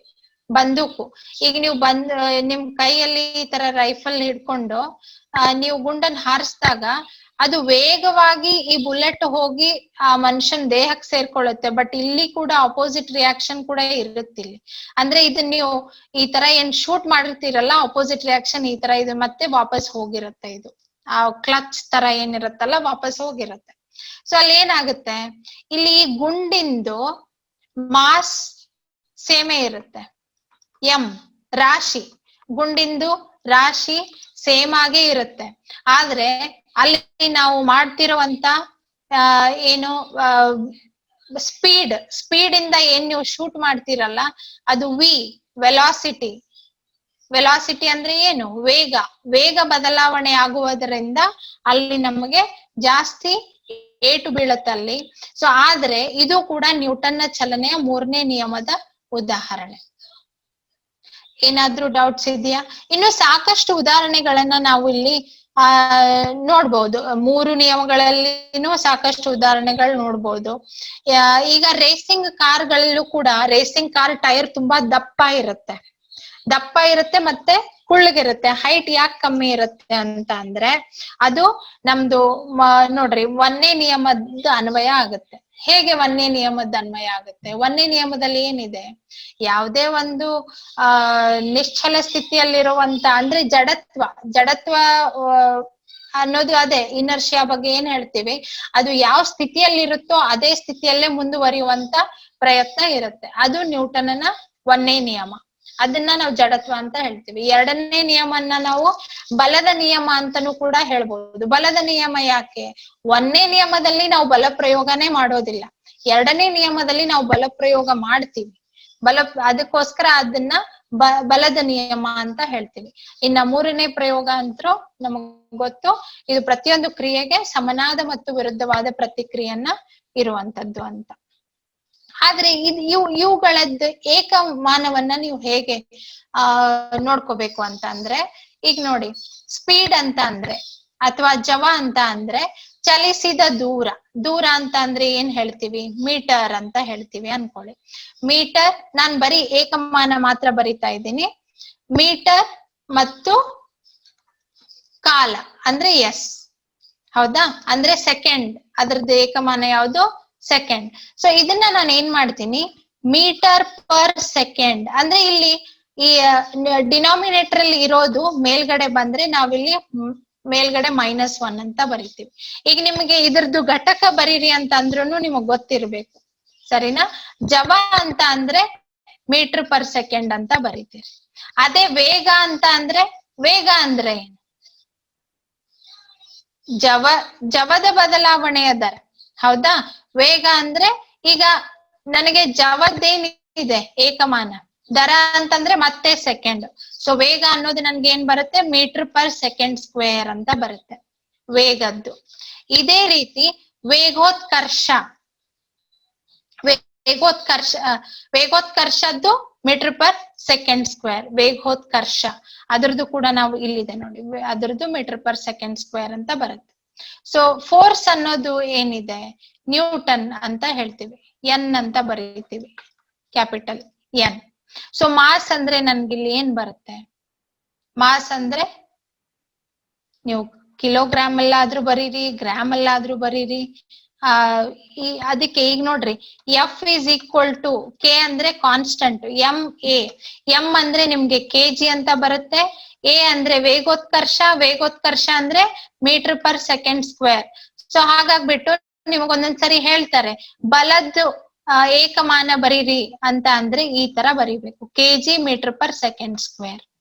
ಸೊ ನಿಮಗೆ ಈ ಫಾರ್ಮುಲಾಗಳು ನೆನಪಿದ್ರೆ, ನೀವು ಗೊತ್ತಿಲ್ಲ ಅಂದ್ರೂ ಏಕಮಾನ ನೀವು ಅದನ್ನ ಕ್ಯಾಲ್ಕುಲೇಟ್ ಮಾಡಿ ಅದ್ರಲ್ಲಿ ಟಿಕ್ ಮಾಡ್ಬೋದು. ಆಮೇಲೆ ಈಗ ನಮ್ಮ ಕಾರ್ಗಳಲ್ಲಾಗ್ಲಿ ಅಥವಾ ನಿಮ್ಗೆ ಸ್ಕೂಟರ್ಗಳಲ್ಲಾಗ್ಲಿ ನಿಮ್ಗೆ ಸ್ಪೀಡ್ ತೋರಿಸುವಂತ ಒಂದು ಡಿವೈಸ್ ಇರುತ್ತೆ. ಸೊ ಅದಕ್ಕೆ ಏನಂತ ಹೇಳ್ತೀವಿ, ವೇಗ ತೋರ್ಸೋದಕ್ಕೆ ವೇಗ ಮಾಪಕ ಅಂತ ಹೇಳ್ತೀವಿ. ಸೊ ವೇಗ ಮಾಪಕನ್ನ ಇಂಗ್ಲಿಷ್ ಅಲ್ಲಿ ಸ್ಪೀಡೋಮೀಟರ್, ಒಂದೊಂದ್ಸತಿ ನಿಮ್ಗೆ ಇಂಗ್ಲಿಷ್ ಅಲ್ಲಿನೇ ಅದನ್ನೇ ಕನ್ನಡದಲ್ಲಿ ಕೊಟ್ಟಿರ್ತಾರಷ್ಟೇ. ಸೊ ಅದನ್ನ ಏನಂತ ಹೇಳ್ತೀವಿ, ವೇಗ ಮಾಪಕವನ್ನ ಸ್ಪೀಡೋಮೀಟರ್ ಅಂತ ಹೇಳ್ತೀವಿ. ಅದನ್ನೇ ನಿಮ್ಗೆ ದೂರವನ್ನ ಅಳತೆ ಮಾಡ್ಬೇಕಾದ್ರೆ ಎಷ್ಟು ದೂರ ನೀವು ಚಲಿಸಿದ್ರಿ ಅಂತ ಅನ್ನೋಕೆ ದೂರ ಮಾಪಕ ಅಂತ ಹೇಳ್ತೀವಿ. ದೂರ ಮಾಪಕ ಅಂತ ಅಂದ್ರೆ ಓಡೋಮೀಟರ್. ದೂರ ಮಾಪಕಕ್ಕೆ ನಾವೇನಂತ ಹೇಳ್ತೀವಿ, ಓಡೋಮೀಟರ್. ಈ ತರದ್ದು ಕ್ವೆಶನ್ಸ್ ಇದೆ ನಿಮ್ ಕ್ವೆಶನ್ ಪೇಪರ್ ಅಲ್ಲಿ. ಅದೇ ರೀತಿ ನೀವು ಪ್ರೆಷರ್ ಬಗ್ಗೆ ನೋಡ್ಬೇಕು ಅಂತ ಅಂದ್ರೆ ಗಾಳಿಯ ಒತ್ತಡದ ಬಗ್ಗೆ ಚೆಕ್ ಮಾಡ್ಬೇಕು ಅಂದ್ರೆ ಅದಕ್ಕೆ ನಾವು ಬ್ಯಾರೋಮೀಟರ್. ಸೊ ಈ ರೀತಿ ಸುಮಾರು ಡಿವೈಸಸ್ ಇದೆ, ಅದ್ರದ್ದು ಕೂಡ ನಾವು ಒಂದು ಲಿಸ್ಟ್ ಮಾಡಿ ಶೇರ್ ಮಾಡ್ತೀನಿ, ಯಾವ್ಯಾವ್ದು ಈ ಒಂದು ಡಿವೈಸಸ್ ಇರುತ್ತೆ ಅಂದ್ರೆ ವೇಗ ಮಾಪಕ, ದೂರ ಮಾಪಕ, ಒತ್ತಡದ ಬಗ್ಗೆ ನೋಡೋದು, ಇಂಥದಕ್ಕೆಲ್ಲ ಏನೇನು ಯೂಸ್ ಮಾಡ್ತೀವಿ ಅನ್ನೋದನ್ನ ನಾವು ನೋಡ್ಬೇಕು. ಹೇಗೆ ರಿಕ್ಟರ್ ಸ್ಕೇಲ್ ಅಂತಂದ್ರೆ ನಮ್ಗೆ ಭೂಕಂಪದ ಅಳತೆ ಮಾಡ್ಲಿಕ್ಕೆ, ಆ ರೀತಿ. ಏನಾದ್ರೂ ಡೌಟ್ಸ್ ಇದೆಯಾ ಇಲ್ಲಿವರೆಗೂ ಚಲನೆಯ ಟಾಪಿಕ್ ಮೇಲೆ, ಅಥವಾ ಯಾವ್ದಾದ್ರು ರಿಪೀಟ್ ಮಾಡ್ಬೇಕು ಅಂತ ಏನಾದ್ರು ಅನ್ಸಿದ್ರೆ ಹೇಳ್ಬಹುದು. ನೋಡಿ ಒಂದ್ಸತಿ ಇನ್ನೊಂದ್ಸತಿ ಸ್ಲೈಡ್ಸ್ ಎಲ್ಲ. ಇಂಪಾರ್ಟೆಂಟ್ ಕ್ವಶನ್ಸ್ ಯಾವ್ಯಾವ ಬರ್ಬೋದು ಹೇಳ್ಬೋದು ಮೇಡಮ್. ಹೇಳ್ದೆ, ಇದ್ರಲ್ಲಿ ನಿಮ್ಗೆ ಇಂಪಾರ್ಟೆಂಟ್ ಕ್ವೆಶನ್ಸ್ ಇದ್ರಲ್ಲಿ ಬಂದಿರೋದು ಅಂತ ಅಂದ್ರೆ ಈಗ ನಾನ್ ಸ್ಪೀಡೋಮೀಟರ್ ಓಡೋಮೀಟರ್ ಹೇಳ್ದೆ, ಅದು ಬಂದಿದೆ. ಈಗ ಇದ್ರ ಮೇಲೆ ಕ್ವೆಶನ್ಸ್ ಬಂದಿದೆ, ಇದನ್ನೇ ನಾನು ಹೇಳಿದ್ದು ಆಗ್ಲೇ. ವಾಷಿಂಗ್ ಮೆಷಿನ್ ಅಲ್ಲಿ ನಿಮ್ಗೆ ಯಾವ ರೀತಿಯಾಗಿ ಯಾವ ತರದ್ದು ಬಲದ ಪ್ರಯೋಗ ಆಗ್ತಾ ಇದೆ ಅಂತ ಕೇಳಿದ್ದಾರೆ ಒಂದು ಕ್ವೆಶನ್. ಸೊ ಕೇಂದ್ರಾಪಗಾಮಿ ಬಲ ಅನ್ನೋದು ವಾಷಿಂಗ್ ಮೆಷಿನ್ ಗೆ ಎಕ್ಸಾಂಪಲ್. ಸೊ ವಾಷಿಂಗ್ ಮೆಷಿನ್ ಅಲ್ಲಿ ಏನಾಗುತ್ತೆ, ಯೂಶಲಿ ವಾಷಿಂಗ್ ಮೆಷಿನ್ ಆಗ್ಬೋದು ಅಥವಾ ನೀವು ಹಾಲ್ನಲ್ಲಿ ಕೆನೆ ತೆಗೆಯುವಂತ ಒಂದು ಮೆಕ್ಯಾನಿಸಮ್ ನೋಡಿರ್ಬೋದು. ಅಲ್ಲಿ ಏನಾಗ್ತಾ ಇರುತ್ತೆ, ಆ ಮಷೀನ್ ಅಲ್ಲಿ ನಿಮ್ಗೆ ಸೆಂಟರ್ ಪಾಯಿಂಟ್ ಇಂದ ಈ ತರ ಹೊರಗಡೆ ತಳ್ತಾ ಇರುತ್ತೆ. ಸೊ ಅಲ್ಲಿ ಮೆಟೀರಿಯಲ್ ಹೀಗೆ ಹೊರಗಡೆ ಮೂವ್ ಆಗ್ತಾ ಇರುತ್ತೆ, ಹೊರಗಡೆ ಹೋಗುವಂತದ್ದು. ಕೇಂದ್ರ ಬಿಂದುವಿನ ಕಡೆ ಅದು ಮುಖ ಮಾಡ್ತಾ ಇರಂಗಿಲ್ಲ, ಆಚೆ ಕಡೆ ಮುಖ ಮಾಡ್ತಾ ಇರುತ್ತೆ. ಸೊ ಆಚೆ ಕಡೆ ಮುಖ ಮಾಡುವಂತ ಪ್ರೊಸೆಸ್ಸಿಗೆ ನಾವೇನಂತ ಹೇಳ್ತೀವಿ, ಕೇಂದ್ರಾಪಗಾಮಿ ಬಲ ಅಂತ ಹೇಳ್ತೀವಿ. ಅದೇ ನೀವು ಸೆಂಟರ್ ಪಾಯಿಂಟ್ ಅಲ್ಲಿ ಈ ರೀತಿಯಾಗಿ ಸೆಂಟರ್ ಪಾಯಿಂಟ್ ಕಡೆ ಅಟ್ರಾಕ್ಟ್ ಆಗುವಂತದ್ದಿದ್ರೆ, ನಾನು ಹೇಳ್ದೆ ಈಗ ಯಾವ್ದೋ ಒಂದು ರನ್ನರ್ ಈಗ 400 ಮೀಟರ್ ರೇಸ್ ಅಲ್ಲಿ ಒಬ್ನು ಇಲ್ಲಿ ಪಾರ್ಟಿಸಿಪೆಂಟ್ ಓಡ್ತಾ ಇದ್ದಾನೆ ಅಂತಂದ್ರೆ ಅವನ್ ಬಾಡಿ ಈ ಕಡೆ ಸೆಂಟರ್ ಪಾಯಿಂಟ್ ಕಡೆ ವಾಲ್ಕೊಂಡು ಹೋಗ್ತಾ ಇರ್ತಾರೆ. ಸೊ ಇಲ್ಲಿ ಯಾವ ತರದ್ದು ಬಲ ಇದೆ ಅಂತ ಅಂದ್ರೆ ಇಲ್ಲಿ ಕೇಂದ್ರಾಭಿಮುಖ ಬಲ. ಇಂಥದ್ದು ಕ್ವೆಶನ್ಸ್ ನಿಮ್ ಕ್ವೆಶನ್ ಪೇಪರ್ ಅಲ್ಲಿ ಇದೆ. ಈಗ ನಾನು ಸ್ಪೀಡೋಮೀಟರ್ ಹೇಳ್ದೆ, ಓಡೋಮೀಟರ್ ಹೇಳ್ದೆ, ಅಥವಾ ನ್ಯೂಟನ್ ನ 3 ನಿಯಮಗಳ ಮೇಲೇನು ಕ್ವೆಶನ್ಸ್ ಇದೆ. ಸೊ ಅದಕ್ಕೆ ಇದನ್ನ ನಾನು ಫೋಕಸ್ ಮಾಡಿ ನಿಮ್ಗೆ ಎಕ್ಸಾಂಪಲ್ ಕೊಟ್ಟಿದ್ದು. ಈಗ ಇನ್ನೊಂದು ಏನ್ ಕೇಳಿದ್ದಾರೆ ಅಂತಂದ್ರೆ ಇದು ಟೆಂಪರೇಚರ್, ಇದು ಕೂಡ ಕ್ವೆಶನ್ ಪೇಪರ್ ಅಲ್ಲಿ ಇದೆ. ಉಷ್ಣದ ಏಕಮಾನ ಯಾವುದು? ಈಗ ನೋಡ್ರಿ, ನೀವು ಬರೀ ಚಲನೆ ಅಂತ ಹೇಳಿದ್ರೆ, ಚಲನೆ ಅಂದ್ರೆ ಏನು? ಒಂದು ಕಾಯ ಒಂದು ಪೊಸಿಷನ್ ಇಂದ ಒಂದು ಸ್ಥಾನದಿಂದ ಇನ್ನೊಂದು ಸ್ಥಾನಕ್ಕೆ ಹೋಗೋದು. ಆದ್ರೆ ಇನ್ನೊಂದು ಸ್ಥಾನಕ್ಕೆ ಅದು ಹೋಗ್ಬೇಕಾದ್ರೆ ನಾವ್ ಅದ್ರ ಜೊತೆಗೆ ಏನು ಸ್ಟಡಿ ಮಾಡ್ಬೇಕು ಅಂದ್ರೆ ಚಲನೆ ಮತ್ತು ದೂರ, ಎಷ್ಟು ದೂರ ಅದು ಚಲಿಸ್ತು ಅದು ಬೇಕು. ಆಮೇಲೆ ಅದು ಎಷ್ಟು ಟೈಮ್ ಅಲ್ಲಿ ಚಲಿಸ್ತು ಅಂದ್ರೆ ಚಲನೆ ಮತ್ತು ಕಾಲ. ಸೊ ಹಾಗಾಗ್ಬಿಟ್ಟೆ ನಮಗೆ ದೂರ, ಕಾಲ ಇವುಗಳ ಜೊತೆಗೆ ನಮ್ಗೆ ಇವು ಬೇರೆ ಟರ್ಮ್ಸ್ ಬಂದಿರೋದು. ಅದು ಏನಂತಂದ್ರೆ ಜವ, ವೇಗ, ವೇಗೋತ್ಕರ್ಷ, ಸಂವೇಗ, ಇವುಗಳೆಲ್ಲ ಅದಕ್ಕೋಸ್ಕರನೇ ನಾನು ಇದೆಲ್ಲ ಟರ್ಮ್ಸ್ ಇಲ್ಲಿ ನಿಮ್ಗೆ ಹೇಳಿದ್ದು ಇವತ್ತು. ಜಡತ್ವ. ಸೊ ನ್ಯೂಟನ್ ನ 3 ನಿಯಮಗಳಲ್ಲಿ ನಿಮ್ಗೆ ಫಸ್ಟ್ನೇದ್ದು ಜಡತ್ವದ ಬಗ್ಗೆ ಹೇಳ್ಕೊಡುತ್ತೆ, ಎರಡನೇದ್ದು ಬಲ ಪ್ರಯೋಗದ ಬಗ್ಗೆ ಹೇಳ್ಕೊಡುತ್ತೆ, ಮೂರನೇದ್ದು ಕ್ರಿಯೆ ಮತ್ತು ಪ್ರತಿಕ್ರಿಯೆಗಳ ಬಗ್ಗೆ ಹೇಳ್ಕೊಡುತ್ತೆ. ಅರ್ಥ ಆಯ್ತಾ ಅಥವಾ ಅರ್ಥನೇ ಆಗ್ಲಿಲ್ವೋ ಹೇಳ್ಬೇಕು ನನ್ಗೆ, ಅಂದ್ರೆ ಮಾತ್ರ ನಂಗೆ ಗೊತ್ತಾಗುತ್ತೆ. ಬಿಕಾಸ್ ಯಾವ ಲೆವೆಲ್ ಅಲ್ಲಿ ನಾನು ಹೇಳ್ಬೇಕು ಅಂತ ನನ್ಗೆ ಅರ್ಥ ಆಗತ್ತೆ. ಅರ್ಥ ಆಯ್ತು ಮೇಡಮ್. ಅರ್ಥ ಆಯ್ತಾ ಅಲ್ವಾ? ಅರ್ಥ ಆಯ್ತು ಮೇಡಮ್. ಓಕೆ, ಎಕ್ಸ್ಪ್ಲನೇಷನ್ ಬಹಳ ನೀಟಾಗಿ ಹೇಳ್ತೀರಿ. ನೀಟಾಗಿ ಹೇಳಿದ್ನಾ? Okay, thank you so much. ಅಂದ್ರೆ ನಿಮ್ಗೆ ನನಗೆ ಆರ್ಟ್ಸ್ ಬ್ಯಾಕ್ ಗ್ರೌಂಡ್ ಇಂದ ಇರ್ತೀರಲ್ವಾ, ಸೊ ಹಾಗಾಗ್ಬಿಟ್ಟು ನೀಟಾಗಿ ಉದಾಹರಣೆ ಜೊತೆಗೆ ನಾನು ಹೇಳಿದ್ರೆ ನಿಮ್ಗೆ ಅರ್ಥ ಆಗುತ್ತೆ ಅಂದ್ಬಿಟ್ಟು ಕೆಲವೊಂದು ಉದಾಹರಣೆಗಳನ್ನ ತಗೊಂಡಿದ್ದೀನಿ. ಈಗ ನೀವು ಹೇಗೆ ಯೋಚನೆ ಮಾಡ್ಬೇಕು ಅಂದ್ರೆ, ನಾವು ದೈನಂದಿನ ಜೀವನದಲ್ಲಿ ಎಲ್ಲೆಲ್ಲೋ ಓಡಾಡ್ಬೇಕಾದ್ರೆ ಇದನ್ನ ಎಕ್ಸ್ಪೀರಿಯನ್ಸ್ ಮಾಡ್ತಾ ಇರ್ತೀವಿ. ಸೊ ಅವಾಗ ನಿಮ್ ತಲೆಯಲ್ಲಿ ಬರ್ಬೇಕು, ಓಕೆ ಇದು ಯಾಕೆ ಹೀಗಾಯ್ತು ಅನ್ನೋದು ನಮಗ್ ತಲೆಯಲ್ಲಿ ಬರ್ಬೇಕು. ಸೊ ಅವಾಗ ಏನಾಗುತ್ತೆ, ನಿಮ್ಗೆ PSI ಎಕ್ಸಾಮ್ ಕ್ವೆಶನ್ ಪೇಪರ್ ಅಲ್ಲಿ ಇದನ್ನ ಆನ್ಸರ್ ಮಾಡ್ಬೇಕಾದ್ರೆ ನಿಮ್ಗೆ ಯೋಚನೆ ಮಾಡೋದೇ ಬೇಡ. ಇವತ್ ನಾನು ಈ ಟಾಪಿಕ್ ಹೇಳಿದ್ನ, ನಾಳೆಯಿಂದ ನೀವ್ ಎಲ್ಲಾದ್ರೂ ಓಡಾಡ್ಬೇಕಾದ್ರೆ ಏನೋ ಒಂದ್ ಅನುಭವ ಆಗ್ತಾ ಇರುತ್ತೆ. ಸೊ ಇದು ಯಾಕೆ ಹೀಗಾಯ್ತು ಅನ್ನೋದು ಒಂದ್ ಯೋಚನೆ ಬರ್ಬೇಕು. ಈಗ ನಾವ್ ಎಷ್ಟೋ ಜನ ನಮ್ ಮನೆಗಳಲ್ಲಿ ಅಥವಾ ಹಾಸ್ಪಿಟಲ್ ಹೋಗ್ಬೇಕಾದ್ರೆ ಯಾರೋ ನೆಂಟ್ರು ಇದ್ರೆ ಥರ್ಮಸ್ ಫ್ಲಾಸ್ಕ್ ತಗೊಂಡ್ ಹೋಗ್ತೀವಿ. ಥರ್ಮಸ್ ಫ್ಲಾಸ್ಕ್ ಅಲ್ಲಿ ಅಷ್ಟೊತ್ತು ಯಾಕೆ ಬಿಸಿಯಾಗಿರುತ್ತೆ ಕಾಫಿ, ಅಥವಾ ಏನೋ ತಣ್ಣಗೆ ಹಾಕಿರೋದನ್ನ ತಣ್ಣಗೆ ಹಾಕಿರುತ್ತೆ, ಅದನ್ನೆಲ್ಲ ನಾವ್ ಅರ್ಥ ಮಾಡ್ಕೋಬೇಕು. ಸೊ ಅದನ್ನ ನಾವು ಓದುವಂತ ವಿಜ್ಞಾನನ್ನೇ ಬಳಸ್ಕೊಂಡು ನಾವು ಕೆಲವೊಂದು ನಮಗ್ ಅನುಕೂಲ ಆಗಕ್ಕೆ ವಸ್ತುಗಳನ್ನ ತಯಾರಿಸ್ಕೊಂಡಿರ್ತೀವಿ. ಸೊ ಅಲ್ಲಿ ಯಾವ್ದು ಒಂದು ಆಕ್ಷನ್ ಆಗ್ತಾ ಇದೆ ಅಥವಾ ಏನ್ ಸೈನ್ಸ್ ಫೆನಮೆನಾ ಅಲ್ಲಿ ನಡೀತಾ ಇದೆ ಅನ್ನೋದು, ಯಾವ ವಿಜ್ಞಾನದ ನಿಯಮದ ಪ್ರಕಾರ ಇದನ್ನ ನಾವ್ ಯೂಸ್ ಮಾಡ್ತಾ ಇದೀವಿ, ಇದನ್ನೆಲ್ಲ ನಾವು ಅರ್ಥ ಮಾಡ್ಕೋಬೇಕು. ಓಕೆ, ಸೊ ಅದಕ್ಕೆ ಅಂದ್ರೆ ಇವತ್ತು ಡೆಮೋ ಕ್ಲಾಸ್ ಅಂತ ಹೇಳ್ಬಿಟ್ಟು ಇದೊಂದು ಟಾಪಿಕ್ ಚಲನೆ ಮಾತ್ರ ತಗೊಂಡೆ. ನೋಡೋಣ, ಈಗ 4ನೇ ತಾರೀಕಿಂದ ಕಂಟಿನ್ಯೂಸ್ ಆಗಿ ಕ್ಲಾಸಸ್ ಶುರು ಆಗುತ್ತಲ್ಲ. ಸೊ ನಾನು 3 ವಾರ ಟಾರ್ಗೆಟ್ ಇಟ್ಕೊಂಡಿದ್ದೀನಿ. ಸೊ ಒಂದೊಂದು ವಾರದಲ್ಲಿ ಒಂದು ಸೆಕ್ಷನ್ ಕಂಪ್ಲೀಟ್ ಆಗಿ ಮುಗಿಸೋಣ. ರಸಾಯನಶಾಸ್ತ್ರ, ಭೌತಶಾಸ್ತ್ರ ಮತ್ತು ಜೀವಶಾಸ್ತ್ರ ಕಂಟಿನ್ಯೂಸ್ ಆಗಿ ಒಂದೊಂದೇ ಸಬ್ಜೆಕ್ಟ್ ಮುಗಿಸ್ಕೊಂಡು ನಿಮ್ಮ ಒಂದು 5-6 ವರ್ಷದ ಕ್ವೆಶನ್ ಪೇಪರ್ ಅಲ್ಲಿ ಇರುವಂತ ಕ್ವೆಶನ್ಸ್ ಅನ್ನ ಸಾಲ್ವ್ ಮಾಡ್ಬಿಡೋಣ. ರಸಾಯನಶಾಸ್ತ್ರ ತಗೊಂಡ್ರೆ ಅದಕ್ಕೆ ಸಂಬಂಧಪಟ್ಟಿರುವಂತ ಕ್ವೆಶನ್ಸ್, ಭೌತಶಾಸ್ತ್ರ ತಗೊಂಡ್ರೆ ಅದಕ್ಕೆ ಸಂಬಂಧಪಟ್ಟಿರುವಂತ ಕ್ವೆಶನ್ಸ್, ಇನ್ನ ಜೀವಶಾಸ್ತ್ರ ತಗೊಂಡ್ರೆ ಅದಕ್ಕೆ ಸಂಬಂಧಪಟ್ಟಿರುವಂತ ಕ್ವೆಶನ್ಸ್. ಸೊ ಈ ರೀತಿ ಮಾಡ್ಬೇಕು ಅಂತ ಪ್ಲಾನ್ ಇದೆ. ಸೊ ನಿಮಗ್ ಮತ್ತೆ ಈ ರೀತಿ ಮಾಡಿದ್ರೆ ಅನುಕೂಲ ಆಗುತ್ತೆ ಮೇಡಮ್ ಅನ್ನೋ ಹಾಗಿದ್ರೆ ನೀವು ಹೇಳ್ಬಹುದು, ಸಜೆಷನ್ಸ್ ಕೊಡ್ಬೋದು. ಹಿಸ್ಟ್ರಿ ಯಾವಾಗ ಮೇಡಮ್ ಕೇಳಿದ್ರೆ, ಹಿಸ್ಟ್ರಿ ಕೋರ್ಸ್ ಅಲ್ಲ ಇದು, ದಯವಿಟ್ಟು ಸಾಮಾನ್ಯ ಇದು ನಾನು ಬರೀ ಸಾಮಾನ್ಯ ಜ್ಞಾನ ಮಾತ್ರ ಹೇಳ್ತಾ ಇದ್ದೀನಿ ಇವಾಗ. ಜ್ಯೋತಿ ಅವರೇ, ಇನ್ನೊಂದು ಕೇಳ್ಬೇಕಂತಂದ್ರೆ, ಈಗ ಆರ್ಟ್ಸ್ ಬ್ಯಾಕ್ ಗ್ರೌಂಡ್ ಇಂದ ಬಂದಿದ್ರೆ PS ಎಕ್ಸಾಮ್ ಬರೀತಿದಾರಲ್ಲ, ಅವ್ರು ಯಾವ ಲೆವೆಲ್ಗೆ ಓದ್ಬೇಕು ಸೈನ್ಸ್? ಏನ್ ಡೀಪ್ ಆಗಿ ಓದ್ಬೇಕಾ ಅಥವಾ ಬೇಸಿಕ್ಸ್ ಕವರ್ ಮಾಡ್ಕೊಂಡ್ರೆ ಸಾಕಾ? ಯಾಕಂದ್ರೆ ಹೆಸರು ಇರೋದೇ ಸಾಮಾನ್ಯ ವಿಜ್ಞಾನ ಅಂತ. ಹೌದು. ಈಗ ನಾವು ಸೈನ್ಸ್ ನಲ್ಲಿ ಕಲ್ತಿರೋ ಡೀಟೇಲ್ ಆಗಿ ಬೇಕಾಗಿಲ್ಲ ಅನ್ಸತ್ತೆ. ಇಲ್ಲ, ಬೇಕಾಗಲ್ಲ ಸರ್. ಯಾಕಂದ್ರೆ ನಾನು ಅವ್ರದ್ದು ಒಂದ್ 10 ವರ್ಷದ ಕ್ವೆಶನ್ ಪೇಪರ್ ನ ನೋಡಿದೀನಿ. ಅದನ್ನ ನೋಡಿದಂಗೆ ನನ್ಗೆ 10th ಲೆವೆಲ್ ವರ್ಗೂ ಸೈನ್ಸ್ ನ ಅವ್ರು ನೀಟಾಗಿ ಅಂಡರ್ಸ್ಟ್ಯಾಂಡ್ ಮಾಡ್ಕೊಂಡ್ರೆ ಸಾಕು. ಎಕ್ಸಾಂಪಲ್ ಕೊಡಿ ಅಂತ ಕೇಳ್ತಿದ್ದಾರೆ.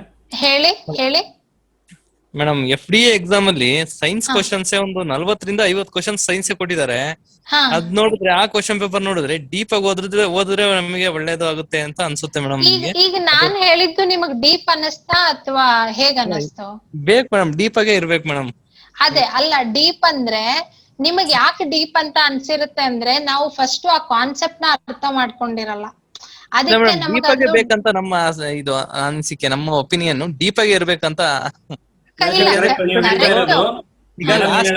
ಡೀಪ್ ಅಂತಂದ್ರೆ ಈಗ ಯಾವ ಲೆವೆಲ್ ನಲ್ಲಿ ಸೈನ್ಸ್ ಓದ್ತೀರಾ? ಈಗ ನೀವು ಇಂಜಿನಿಯರಿಂಗ್ ಲೆವೆಲ್ ಸೈನ್ಸ್ ಬೇಕಾಗಲ್ಲ ಅನ್ಸುತ್ತೆ. ಇಲ್ಲ ಇಂಜಿನಿಯರ್ ಬೇಡ, ಒಂದು PUC ಲೆವೆಲ್ಗಾದ್ರೂ ಒಂಚೂರು ಸೈನ್ಸ್ ಬೇಕಾಗುತ್ತೆ ಸರ್.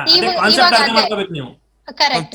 PU ಲೆವೆಲ್ಗಾದ್ರೂ ಬೇಕಾಗುತ್ತೆ. ಯಾಕೆ ಅಂದ್ರೆ ಈಗ ಈಸಿ ಕ್ವಶನ್ಸ್ ಕೇಳಲ್ಲ ಮೇಡಮ್. ಈಗ ನಾವ್ ನೋಡಿದ್ರೆ ಕ್ವಶನ್ ಪೇಪರ್ ನೋಡಿದ್ರೆ, ನೀವು PU ಲೆವೆಲ್ ಅಂತ ಹೇಳ್ತಿರಲ್ಲ, PUC ನಲ್ಲೂ ಕೂಡ ನಿಮ್ಗೆ ಫಿಸಿಕ್ಸ್, ಕೆಮಿಸ್ಟ್ರಿ, ಬಯಾಲಜಿ ಸೆಪರೇಟ್ ಆಗಿ ಸಬ್ಜೆಕ್ಟ್ಸ್ ಬರುತ್ತೆ. ಇವನ್ ನಿಮ್ಗೆ ಅಷ್ಟು ಲೆವೆಲ್ ಅಲ್ಲೂ ಬೇಡ. ನಾನ್ ಹೇಳ್ತಾ ಇರೋದು ನಿಮ್ಗೆ 10th ಲೆವೆಲ್ ವರ್ಗೂ ಪರ್ಫೆಕ್ಟ್ ಅಂಡರ್ಸ್ಟ್ಯಾಂಡಿಂಗ್ ಬೇಕು, ಅರ್ಧಂಬರ್ಧ ಬೇಡ. ಸೊ 10th ಲೆವೆಲ್ ವರ್ಗೂ ಪರ್ಫೆಕ್ಟ್ ಅಂಡರ್ಸ್ಟ್ಯಾಂಡಿಂಗ್ ಬಂದ್ರೆ ನೀವ್ ಎಲ್ಲಾ ಕ್ವೆಶನ್ಸ್ ಅನ್ನ ಸಾಲ್ವ್ ಮಾಡ್ಬೋದು. ಆದ್ರೆ ನಾನ್ ಹೇಳ್ತಾ ಇರೋದು ಬರೀ ಸಾಮಾನ್ಯ ವಿಜ್ಞಾನ. ನಿಮ್ಗೆ ತಂತ್ರಜ್ಞಾನನು ಕೂಡ ಕೇಳ್ತಾರೆ. ಸೊ ಆ ತಂತ್ರಜ್ಞಾನ ಅಂತಂದ್ರೆ ನೀವು ಕರೆಂಟ್ ಅಫೇರ್ಸ್ ಅಪ್ಡೇಟೆಡ್ ಇರ್ಬೇಕು. ಅರ್ಥ ಆಯ್ತಾ?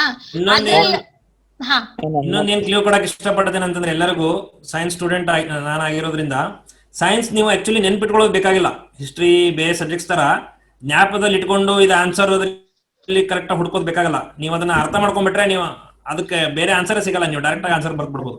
ಈ ಸಿಂಪಲ್ ಟಿಪ್ ನಾವು ಫಾಲೋ ಮಾಡಿ, ನೀವು ಕಾನ್ಸೆಪ್ಟ್ ಅರ್ಥ ಆಗಿದೆಯಾ, ಎಕ್ಸಾಮ್ಸ್ ಕ್ಲಿಯರ್ ಆಗುತ್ತೆ.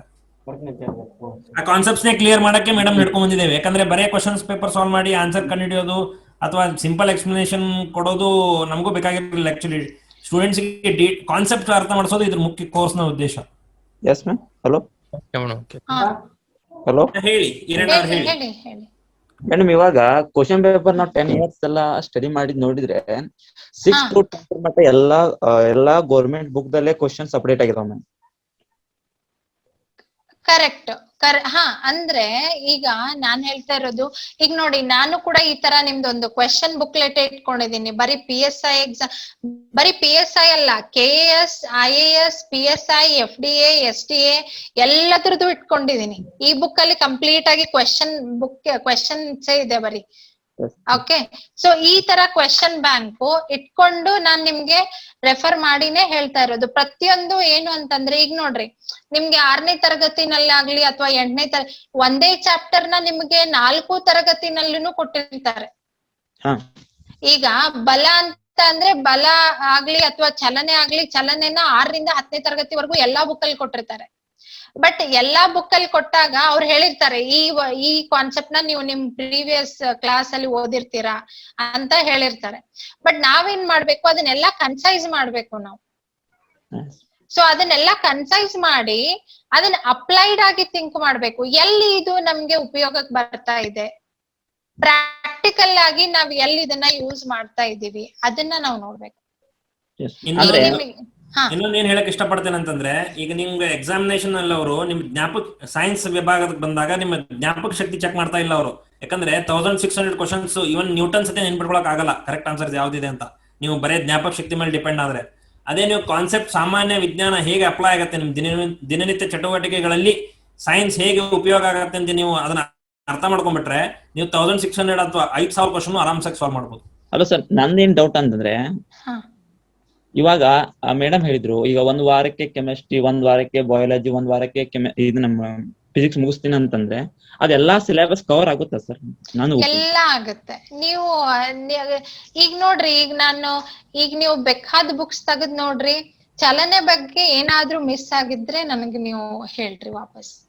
ಬಿಕಾಸ್ ಫುಲ್ ಕಾನ್ಸೆಪ್ಟ್ ನ ನೋಡ್ಬಿಟ್ಟೆ ಈಗ ನೀವು 6ನೇ ತರಗತಿಯಿಂದ 10ನೇ ತರಗತಿವರೆಗೂ ನೋಡ್ರಿ, ಅದನ್ನ ಬಿಟ್ಟು ಬೇರೆ ಬುಕ್ಸ್ ಕೂಡ ರೆಫರ್ ಮಾಡಿ. ಈಗ ನೋಡ್ರಿ ವಾಷಿಂಗ್ ಮೆಷಿನ್ ಬಗ್ಗೆ ಅಲ್ಲಿ ಕೊಟ್ಟಿರಲ್ಲ, ಬಟ್ ನಾವು ದಿನನಿತ್ಯ ಜೀವನದಲ್ಲಿ ನೋಡುವಂತ ವಿಚಾರ, ಸರಿನಾ? ಆಮೇಲೆ ಈಗ ಬೆಣ್ಣೆ ಮಾಡುವಂತ ವಿಧಾನ, ಅಲ್ಲಿ ಏನಾಗ್ತಾ ಇರುತ್ತೆ ಬೆಣ್ಣೆ ಮಾಡ್ಬೇಕಾದ್ರೆ, ಅಥವಾ ಹಾಲ್ನಲ್ಲಿ ಕೆನೆ ತೆಗೆಯುವಂತ ಮಷಿನ್ಗಳಿರುತ್ತೆ. ಇದೆಲ್ಲ ಏನು ನಾವು ನೋಡಿರುವಂತದ್ದು. ಅಲ್ಲಿ ಯಾವ ತರ ಒಂದು ಮೆಕ್ಯಾನಿಸಮ್ ಆಗ್ತಾ ಇದೆ ಅನ್ನೋದು ಎಕ್ಸಾಂಪಲ್ಸ್ ಕೊಡ್ತಾ ಇದ್ದೀನಿ. ಬಟ್ ಇದನ್ನ ನಿಮ್ಗೆ ಅಲ್ಲಿ ಬುಕ್ಗಳಲ್ಲಿ ಸಿಗಲ್ಲ. ಬಟ್ ನಿಮ್ ಕ್ವೆಶನ್ ಪೇಪರ್ ಅಲ್ಲಿ ಇದೇ ತರ ಕ್ವೆಶನ್ಸ್ ಕೇಳಿರ್ತಾರೆ. ಅರ್ಥ ಆಯ್ತಾ? ಸೊ ಅಪ್ಲೈಡ್ ಕಾನ್ಸೆಪ್ಟ್ ಕೊಟ್ಟಿರ್ತಾರೆ, ಬಟ್ ಅದು ಎಲ್ಲಿ ಅಪ್ಲೈ ಮಾಡ್ತೀವಿ ಅದನ್ನ ನಾವು ಅರ್ಥ ಮಾಡ್ಕೋಬೇಕು. ಅಶೋಕ್ ಅವ್ರ ಏನಾದ್ರು ಕ್ವಶನ್ ಇದೆಯಾ? ಓ ಸರ್, ಏನಾದ್ರು ಕ್ವಶನ್ ಇದೆಯಾ ಸರ್ ಇದು ಮೇಡಮ್ ಕ್ಲಾಸ್ವರೆಗೂ ಇದು ಇದೇ ತರನ ಅಥವಾ ವಿಡಿಯೋ ಮಾಡ್ತಾರ? ವಿಡಿಯೋ ಬೇರೆ ಬರುತ್ತೆ. ನೆಕ್ಸ್ಟ್ ಕೋರ್ಸ್ ಅದು ಡೀಟೇಲ್ಡ್, ಅದು KS, IAS, PSI ಮೂರರದ್ದು FD exam ಅದ್ರದ್ದು ಡೀಟೇಲ್ ಬರುತ್ತೆ. ಬಟ್ ಇದು crash course for PSI. PSI ಗೆ ಆಕ್ಚುಲಿ ನೀವು ಎಕ್ಸಾಮ್ ಪಾಸ್ ಮಾಡಕ್ ಸೈನ್ಸ್ ಔಟ್ ಆಫ್ ಔಟ್ ತೆಗಿಯೋಕೆ ಈ ಕೋರ್ಸ್ ಹೆಲ್ಪ್ ಆಗುತ್ತೆ. PSI ಬರಿತಾ ಇದ್ರೆ PSI ಇದು ಇದೆ ಸರ್. ಮತ್ತೆ ಇದು ಕ್ಲಾಸಸ್ ಟೈಮ್ ಸರ್? ಕ್ಲಾಸು 7 ಗಂಟೆಗೆ ಇರುತ್ತೆ ಸಂಜೆ. ಹೌದಾ ಸರ್? Okay, thanks. ಎಲ್ಲ ಕೆಲಸಕ್ಕೆ ಹೋಗೋರಿಗೆ ಅನುಕೂಲ ಆಗ್ಲಂತ ಸಂಜೆ ಇಟ್ಟಿದ್ದೇವೆ. ಹೌದು ಸರ್, ಓಕೆ. ಸೆಕೆಂಡ್ ಲಾ ಒಂದು ಎಕ್ಸಾಂಪಲ್ ಕೊಡಿ ಅಂತ ಹೇಳ್ತಿದ್ದಾರೆ ಮೇಡಮ್. ಯಾವುದು ಸೆಕೆಂಡ್ ಲಾಗೆ? Second law. ಓಕೆ. ಈಗ ನೋಡ್ರಿ, ಈಗ ಪಿಸ್ತೂಲ್ ನ ತಗೊಂಡಿರ್ತೀವಿ ಅಂತ ಇಟ್ಕೊಳ್ರಿ. ಈಗ ನಮ್ಗೆ ಇಲ್ಲಿ ಬಲ ಅಂದ್ರೆ F ಅಂತ ಹೇಳ್ತಾ ಇದೀವಿ, ಫೋರ್ಸ್, ಸರಿನಾ? ಸೊ ಫೋರ್ಸ್, ಆಮೇಲೆ ಮಾಸ್ ಅಂದ್ರೆ ರಾಶಿ, ಎಕ್ಸಲರೇಷನ್ ಅಂದ್ರೆ ವೇಗೋತ್ಕರ್ಷ. ಈಗ ಬಲ F ಅಂತ ಅಂದ್ರೆ, ಈಗ ಮಾಸ್ ಅನ್ನೋದು ಏನು ನಮ್ಗೆ ಆ ಗೋಲಿದು ರಾಶಿ ಸೇಮ್ ಆಗೇ ಇರುತ್ತಾ?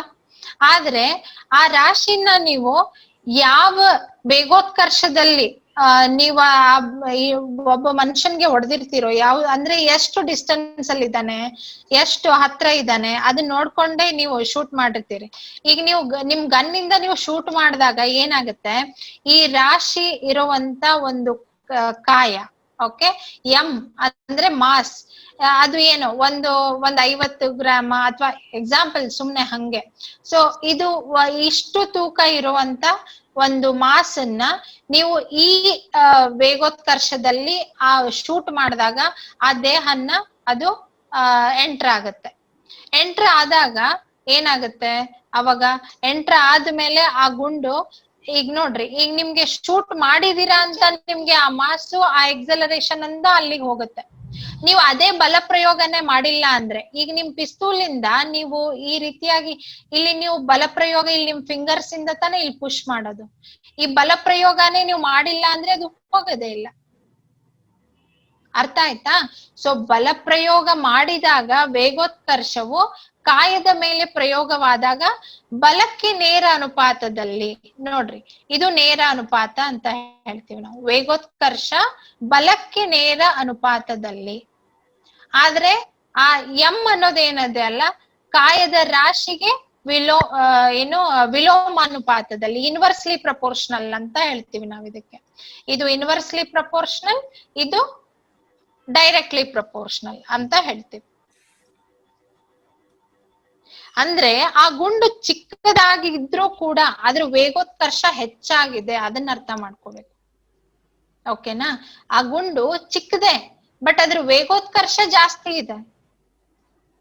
ಆ ವೇಗೋತ್ಕರ್ಷ ಜಾಸ್ತಿ ಇರೋದಕ್ಕೇನೆ ಅದು ಅಷ್ಟು ಜೋರಾಗಿ ಆ ದೇಹವನ್ನ ಎಂಟರ್ ಆಗಿರುತ್ತೆ.